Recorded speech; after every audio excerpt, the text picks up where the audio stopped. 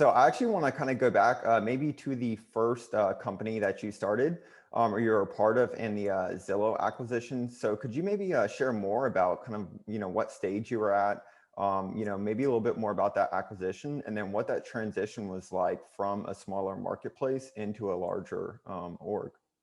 Yeah.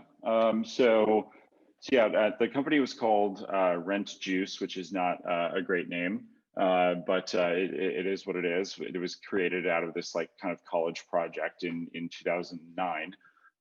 So at Rent Juice, the business, it was still like relatively early stage when it was acquired. So we had raised a little over 5 million for it across 2 rounds, and these rounds were like, for those of you who were operating companies or running your own companies 10 years ago, I mean, these are like kind of very traditional, a decade ago rounds. So, you're talking like $1 million seed, $4 million Series A. These are not like, massive rounds. And so we were basically approaching Series B territory, which probably for us would have been, $7 or $8 million raised at the time. But the businesses had raised about $5 million. We exited to Zillow for $45 million, and all told, it was about like 4 years exactly, beginning to end. And I was there for the last few years of that. And so the business it was a challenge, honestly, like from a sales perspective.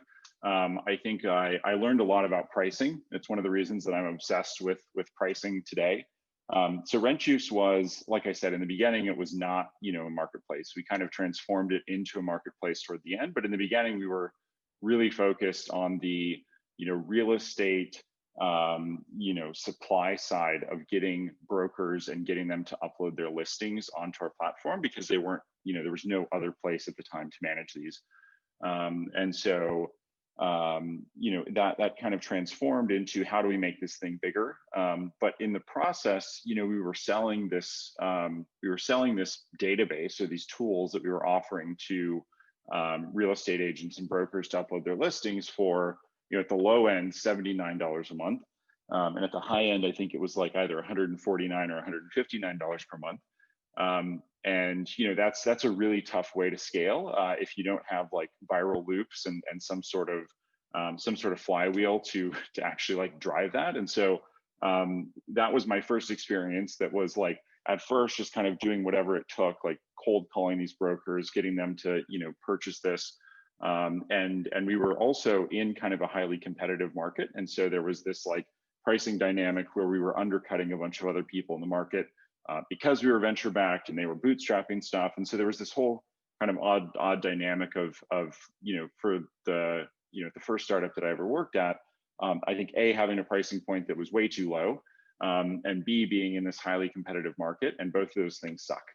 And so I'm fairly obsessed with pricing now, because it's a very hard way to make a living. I think we got extremely lucky with the exit that we had.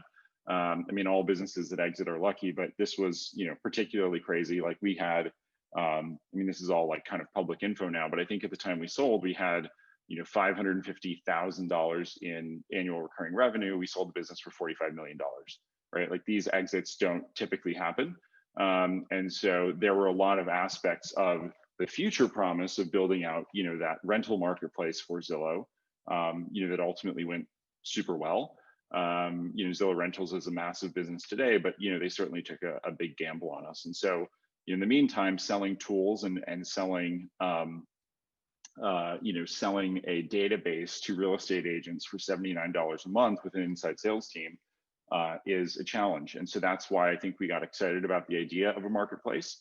If we could actually control, in our case, control unique supply, where this has been a thing, for those of you that are either working in real estate marketplaces or have worked at them or are thinking about running them, it really is a battle over unique inventory in a lot of cases. And so we were hyper focused on these 5 or 6 markets, right? Like Boston, Miami, Chicago, New York, San Francisco, and a couple markets in Texas, that you just saw a lot of transactions. And also, I think we had spent many years building those relationships with brokers, and we were getting, unique listings that they weren't posting anywhere else.